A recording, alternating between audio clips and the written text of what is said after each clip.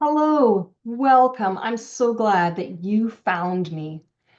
My name is Teresa Peters from Discern to Learn, and I'm here today to talk about focus. So you're in the right place if your student is struggling to stay on track. If you're teaching a lesson and they just seem disconnected, they're not following it. If they're repeatedly distracted by what's outside the window, by sounds, by distractions like toys or phones or computer games, you're in the right place. If you want to end this cycle of frustration, this is the place for you. So, thank you so much for joining me as we talk about focus today. The first question is why bother? They're just going to grow up and they're going to get it, right? Well, tell me, have you got it? Have you figured it out?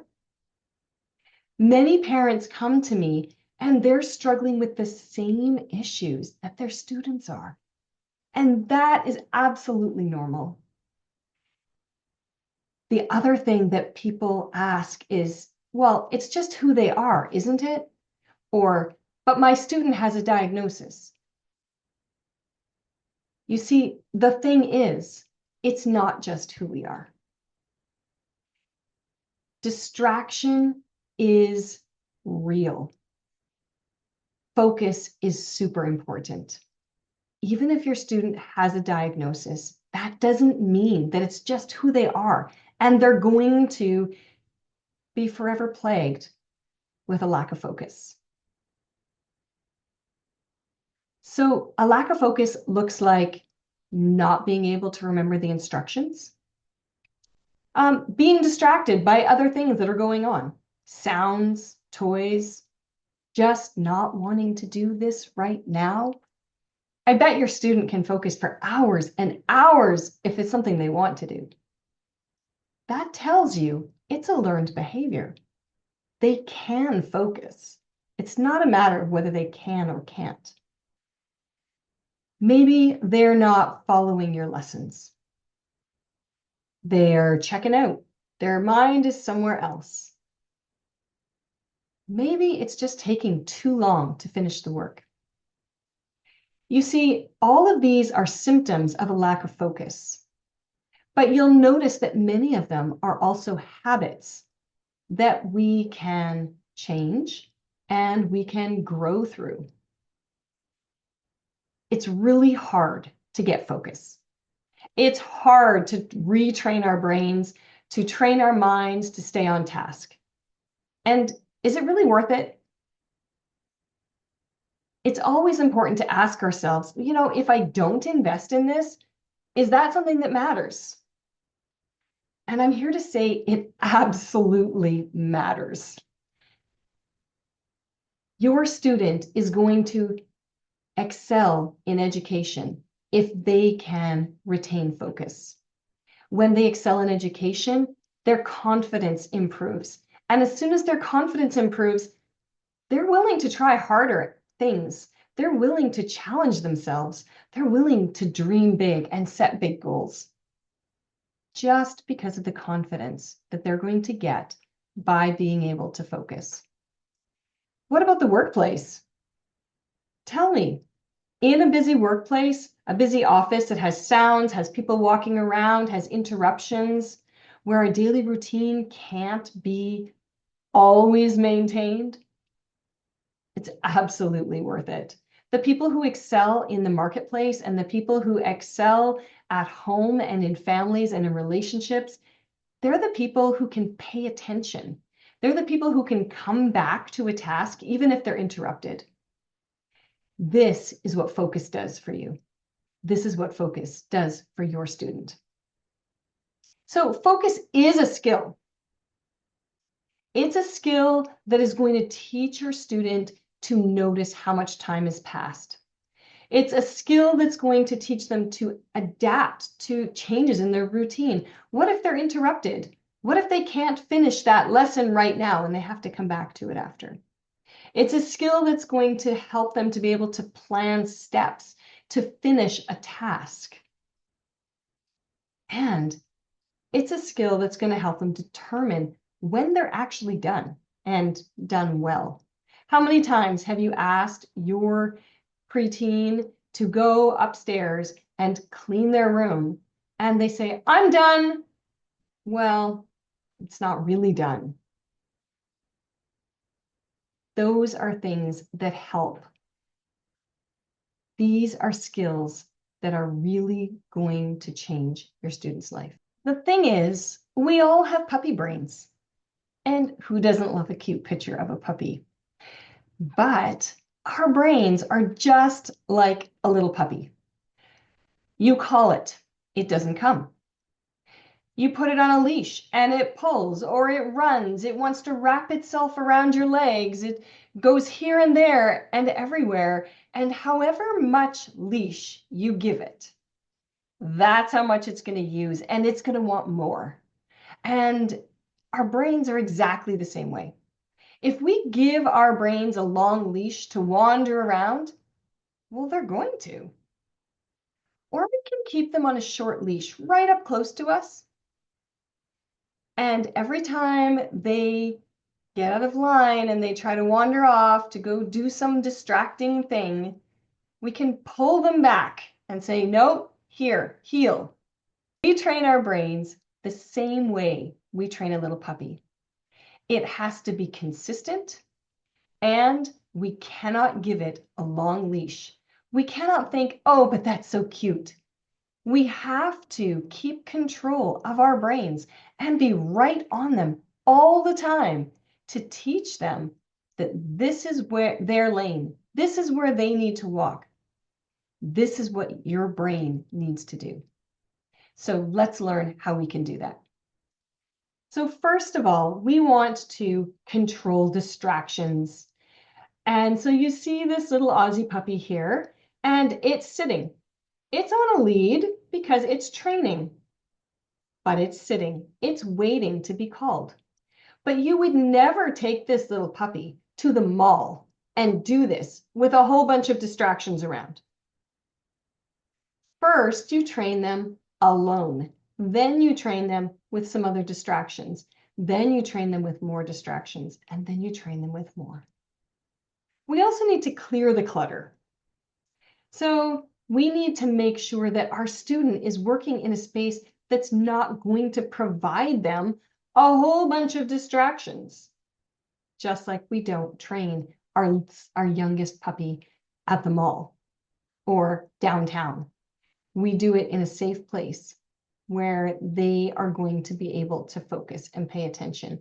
We want to set it up so that our students can win, because that's how they build confidence and realize that they can control their minds. We also need sleep routines and work routines. So sleep is vitally important when it comes to focus. So although it's important to be able to be interrupted in their routines of life and be able to come back to things. And sometimes even our sleep routine gets interrupted because things happen. But for the most part, we want to keep really clean sleep hygiene. We want to make sure that our students are sleeping well and they're sleeping long enough. This we can do through having a bedtime routine that happens at a regular time every day. It'll help them to fall asleep because, our brains, they create melatonin chemicals when it's time for us to sleep. And if we always go to sleep at the same time, the likelihood of that happening is so much higher. We also want to have work routines. So when it's time for our student to sit down to work, if they have a routine or something they always do ahead of time, they can actually have their brain anticipating, "Oh, this is working time." And it will make a huge, huge difference. Another routine that we need to keep is to be able to control thoughts. So those come through training exercises. Now, our puppy is not going to get trained just by growing up, and neither is your student. Your student is not going to miraculously learn to focus just because they get older. Have you been on walks and you've seen those dogs? The ones that are at the end of the leash, running around, barking? That's not the kind of brain I want. I want a brain that is going to walk beside me, that's going to pay attention, and that's going to do what I say. So the first thing we have to do is we have to train desire. And in this photo, you see there is nothing a puppy wants more than food. And the trainer is holding a treat in her hand. That dog is heeling off the leash. So already they've done a whole bunch of other training ahead. And we need to train desire. So in our students, we need to train them to want to learn this.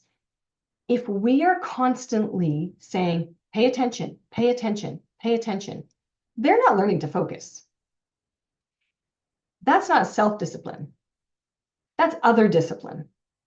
So we need them to want to focus. So if they start to understand that this isn't just the way you're born, this is something we all have to learn. I've had to learn it. You can learn it too. We can train that desire. We can show them that it really matters. Look how fast you're getting it done today. It's because your brain is on task. It's very difficult in younger students to train this desire because they are still relying on outside sources for discipline. But for grades, starting in about grade 6, you can really train for this. You can teach them why it matters in life. You can talk to them about this puppy analogy, and they can understand, oh, my brain is just like a puppy. If I let it, it'll take off, but I have to call it back and call it back and call it back and make it do what I want it to do. I don't have to be distracted. I don't have to give in to those desires. I can do this. And that doesn't happen by us being frustrated. I've tried. It doesn't happen by discipline or punishment. It also doesn't happen by rewards. Not very well. Although with a puppy, it happens quite well with rewards. Generally, with students, rewards quickly need to be increased and increased and increased. And are you really willing to give like a whole chocolate bar every single time they finish their math? No, right? This is not sustainable. So we can, however, train our students to care so that they're not looking for a reward from outside. They're not looking for something from us for finishing on time. They are actually wanting to do it. They're the ones who have to like notice that their brain is wandering and bring it back. So a training exercise that might work for this is a Pomodoro timer. So you determine about how long your student can focus. And so say that's maybe 20 minutes.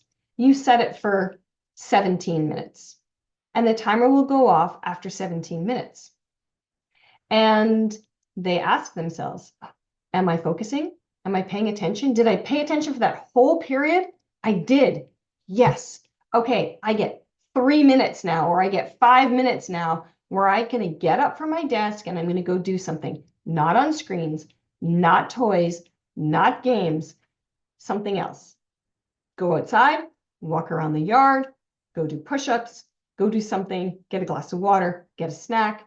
But that's an opportunity for their brain to reset. Then they come back and they know that they have 17 minutes. I just have to work for 17 minutes and then I get rewarded. So then they're seeing that they are in control of the timer. As they're able, they can increase the length of time that they can focus. Along with this, we need to talk about thought control. It is so important. Students, perhaps probably the first time that they come to the Pomodoro timer, and they've been distracted are likely going to be telling themselves, I can't do this. This is too hard. There's nothing I can do to change this. And being able to capture those thoughts and examine them and say, is that really true? You know what? I have been doing these 17-minute sessions already 4 times today. So it's not true that I can't do this. I have done this.